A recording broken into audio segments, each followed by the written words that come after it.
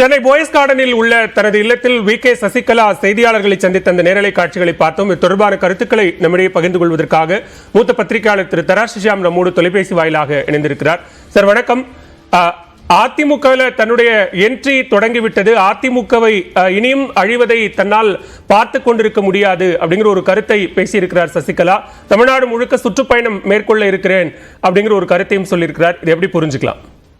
அதிமுகவுக்கு ஒற்றுமை வேண்டும் என்கிற வகையிலே அந்த கருத்து சரியான கருத்து தான். ஆனால் திருமதி சசிகலா அவர்களை பொறுத்தவரையிலே அவர்கள் பெங்களூரிலிருந்து வந்தவுடன் கிடைத்த அந்த எழுச்சியை அரசியலில் பயன்படுத்திக் கொள்ள தவறிவிட்டார் என்பதுதான் எனது கருத்து. பொதுவாக அரசியலிலே நாம் ஒரு வாய்ப்பை இழந்தால் மறு வாய்ப்பு கிடைப்பது என்பது மிக மிக கடினம். 2017 அவர்கள் பெங்களூருக்கு சென்றது. இன்றைய தேதிக்கு 2024 7 ஆண்டுகளில் அதிமுகவின் அரசியல் சக்கரம் எத்தனையோ முறை சுற்றிவிட்டது. அப்போது ஓ பன்னீர்செல்வம் அவர்கள் இரட்டை தலைமையாக இருந்தார்கள். இப்போது ஓ பன்னீர்செல்வம் வெளியில் இருக்கிறார். டிடி தினகரன் அவர்கள் தனி கட்சி, நான் இனிமேல் அதிமுகவுக்குள் வரவே மாட்டேன், அதிமுகவோடு இணைவதற்கு வாய்ப்பு இல்லை, இணக்கமாக போவதற்கு தான் வாய்ப்பு இருக்கிறது என்று தேர்தலுக்கு முன்பே அவரது நிலைப்பாட்டை தெளிவுபடுத்தி விட்டார். இப்போதும் அதே நிலைப்பாட்டை தான் மீண்டும் மீண்டும் கூறிக்கொண்டிருக்கிறார். அதிமுக ஒன்றிணைய வேண்டும் என்பதிலே மாற்று கருத்து கிடையாது. எப்படி ஒன்றிணைய போகிறது என்பதுதான் கேள்வி. திருமதி சசிகலா அவர்களின் தலைமையில் ஒன்றிணைய வேண்டும் என்றால் அந்த ஒரு ஒருங்கிணைப்பு சாத்தியம் இல்லை என்பதுதான் எனது கருத்து. திருமதி சசிகலா அவர்களே தேர்தலில் போட்டியிடுவதற்கு இன்னமும் தடை இருக்கிறது. தண்டனை காலம், அதற்கு பிறகு இருக்கிற அபராத காலம் எல்லாம் சேர்த்து தேர்தலில் போட்டியிட முடியாது. இப்படி இதிலே பல சிக்கல்கள் இயல்பாக இருக்கின்றன. ஆனால் மக்களை சந்தித்து திமுக ஆட்சியின் குறைகளை சொல்வது அது ஒரு அடிப்படையான ஒரு கடமை தான். அந்த கடமையை அவர் செய்வதிலே எந்த தவறும் இருக்க முடியாது. திரு எடப்பாடி பழனிசாமி அவர்களை முதலமைச்சராக்கினேன், அப்போது நான் ஜாதி பார்த்தேனா என்கிற கேள்வியும் சரிதான். அப்போது ஜாதி பார்க்காமல் தான் முதலமைச்சர் ஆக்கப்பட்டார். அதிமுகவை பொறுத்தவரையிலே ஜாதி மதங்களுக்கு அப்பாற்பட்ட கட்சியாகத்தான் அதை எம்ஜிஆர் அமைத்தார். ஜெயலலிதா அவர்கள் அதை வழிநடத்தினார்கள். அதிமுகவுக்குள் ஜாதி வருவது என்பது அது ஆபத்தான விஷயம்தான். இது பொது கருத்து.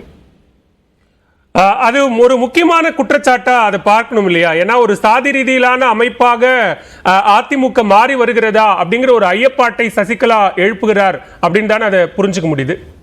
அப்படிதான் புரிந்து கொள்ள வேண்டும். ஆனால் அதுல ஒரு குறிப்பிட்ட ஜாதியின் ஆதிக்கம் இருக்கிறது என்பது திருமதி சசிகலா அவர்களின் இன்றைய பேச்சிலிருந்து புரிந்து கொள்ள முடிகிறது. அப்படியான ஒரு பொது கருத்து இருக்கிறது. ஆனால் பல்வேறு ஜாதிகள் அங்கு இருக்கத்தான் செய்கிறார்கள். தமிழ்நாடு முழுவதுமே பல்வேறு இனங்கள், பல்வேறு இனக்குழுக்கள் பல்வேறு பகுதிகளிலே வாழ்கிறார்கள். மேற்கு மண்டலத்திலே ஒரு குறிப்பிட்ட ஜாதி என்றால் அதுவே தென் மண்டலங்களிலே வேறு ஜாதி. எனவே அப்படி பொதுப்படையாக பார்க்க முடியுமா என்று எனக்கு தெரியவில்லை. எம்ஜிஆர் காலம் மாதிரி இப்போது அதிமுக இல்லை என்று வேண்டுமானாலும் எடுத்துக்கொள்ளலாம். ஜெயலலிதா அவர்கள் காலத்திலும் ஒரு குறிப்பிட்ட ஜாதியின் ஆதிக்கம் இருந்தது என்கிற குற்றச்சாட்டு உண்டு. மிக்க நன்றி திரு ஷியாம். இணைப்பில் உங்களுடைய கருத்துக்களை பகிர்ந்து கொண்டமைக்கு நன்றி. சென்னை போயஸ் கார்டனில் உள்ள தனது இல்லத்தில் செய்தியாளர்களை சந்தித்திருக்கிறார் வி.கே. சசிகலா. அதிமுகவை ஒருங்கிணைக்க தனது என்ட்ரி தொடங்கிவிட்டது என்றும் கூறியிருக்கிறார். இனியும் அதிமுகவினுடைய சரிவை பார்த்து கொண்டிருக்க முடியாது என்கிற பல்வேறு கருத்துக்களையும் சசிகலா கூறியிருக்கிறார்.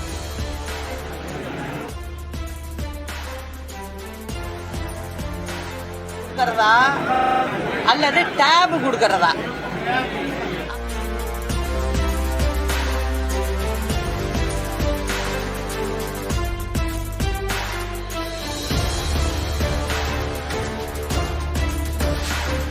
பையங்க, பெண்கள் இவங்களுக்கு மடிக்கணினியே கொடுக்கப்படல. அதுவே கிட்டத்தட்ட 20 லட்சம் இளைஞர்கள் இருப்பாங்க. அதுல இவங்க ஆண்ட வருஷங்களை நான் சொல்றேன். என்ன பண்ணிட்டு இருக்கு அரசாங்கம்? என்ன பண்ணிட்டு இருக்குன்னு நான் கேட்கிறேன். அரசாங்கம் பிள்ளை நீங்க பல அறிவிப்புகளை கொடுத்து ஆட்சிக்கு வந்தீங்க, மடிக்கணினி கொடுத்தீங்களா? என்னோட கேள்விக்கு பதில் வேணும். 4 வருடமாக நீங்க மடிக்கணினி கொடுக்கலாமா அல்லது டேப் கொடுக்கலாமா அப்படின்னு நீங்க யோசிச்சுட்டு இருக்கீங்க. உங்க வீட்டு பிள்ளைங்க காஸ்ட்லியான மடிக்கணினி வச்சிருக்கோம், டேப் வச்சிருக்கோம், 2 சேர்த்து கூட வச்சிருக்கோம். ஆனா ஏழை எளிய வீட்டு பிள்ளையே